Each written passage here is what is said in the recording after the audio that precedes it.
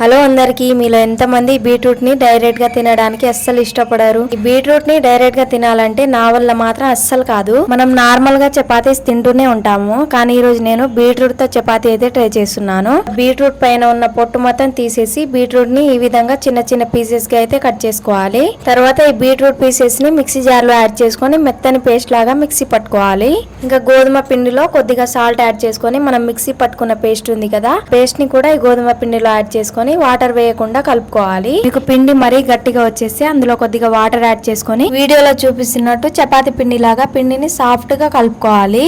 తర్వాత చపాతీల్ని చేసుకోవడమే. బీట్రూట్ ని డైరెక్ట్ గా తినడానికి అస్సలు ఇష్టపడని వాళ్ళు లేదా హెల్త్ ప్రాబ్లమ్స్ ఉన్న వాళ్ళు ఒకసారి ఈ విధంగా బీట్రూట్ చపాతీని ట్రై చేసి చూడండి. మనకి చాలా హెల్త్ బెనిఫిట్స్ అనేవి ఈ బీట్రూట్ చపాతీలో ఉంటాయి. అండ్ ఫైనల్లీ మన బీట్రూట్ చపాతీ అయితే రెడీ అయిపోయింది అనమాట. ఇక టేస్ట్ విషయానికి వస్తే మన నార్మల్ చపాతీస్ ఎలా ఉంటాయో అలానే ఉంది.